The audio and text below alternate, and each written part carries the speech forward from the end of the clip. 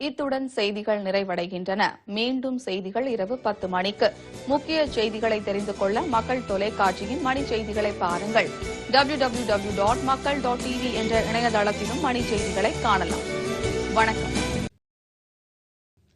உலகிலேயே இந்தியாவில் சிறந்த கல்வி முறை நடைமுறையில் இருப்பதாக பல்கலைக்கழக மானியக் குழு துணைத் தலைவர் தெரிவித்தார்.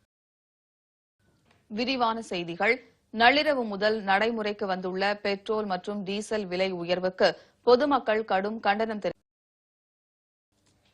காலமுறை ஊதியம் உள்ளிட்ட 7 அம்ச கோரிக்கைகளை வலியுறுத்தி தமிழகத்தின் பல்வேறு பகுதிகளில் கிராம நிர்வாக அலுவலர்கள் ஆர்ப்பாட்டத்தில். இத்துடன் செய்திகள் நிறைவடைகின்றன. மீண்டும் செய்திகள் காலை 10 மணிக்கு.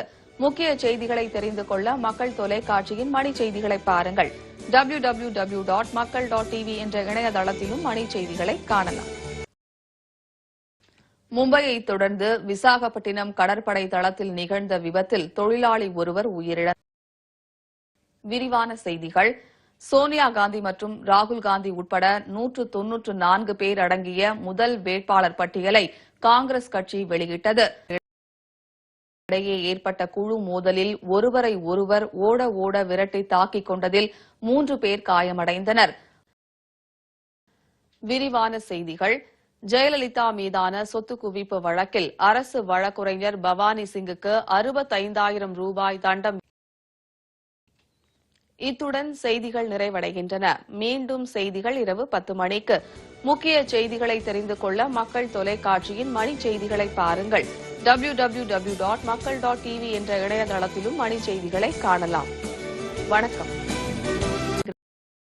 கிராமங்களில் தீவிர பரப்புரையில் ஈடுபட்டுள்ள பாமக இளைஞர் அணி தலைவர் அன்புமணி ராமதாஸை வெடி வெடித்தும் ஆரத்தி எடுத்தும் கிராம மக்கள் உற்சாகமாக வரவேற்றனர்.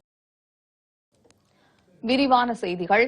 தமிழகம் மற்றும் புதுச்சேரி உட்பட 12 மாநிலங்களில் 117 தொகுதிகளுக்கு இன்று வேட்புமனு தாக்கல் தொடங்குகிறது. கிராமங்களில் தீவிர பரப்புரையில் ஈடுபட்டுள்ள பாமக இளைஞர் அணி தலைவர் அன்புமணி ராமதாஸை வெடி வெடித்தும் ஆரத்தி எடுத்தும் கிராம மக்கள் உற்சாகமாக வரவேற்றனர். தர்மபுரி பாமக தமிழக மீனவர்களை காப்பதில் நடுவண் மாநில அரசுகள் தோல்வியடைந்து விட்டதாக பாமக நிறுவனர் மருத்துவர் ராமதாஸ் குற்றம் சாட்டியுள்ளார். 5 பேருக்கு மேல் தேர்தல் அதிகாரி அறைக்குள் வருவது தடை செய்யப்பட்டுள்ளது. வேட்புமனு தாக்கல் செய்ய வேட்பாளர் நேரில் வர தேவையில்லை. அவரை முன்மொழிபவரே மனுவை கொண்டு வரலாம் என அறிவிக்கப்பட்டுள்ளது. இதேபோல இணைய வழியில் வேட்புமனு தாக்கல் செய்யும் புதிய முறையும் அறிமுகம் செய்யப்பட்டுள்ளது. இதற்கான உதவிகள் தேர்தல் ஆணைய இணையதளத்தில் விரிவாக கொடுக்கப்பட்டுள்ளன. தேர்தல் ஆணையத்தின் கட்டுப்பாட்டுக்குள் காவல்துறை கொண்டு வரப்பட்டிருப்பதாக தமிழக தலைமை தேர்தல் அதிகாரி பிரவீன்குமார்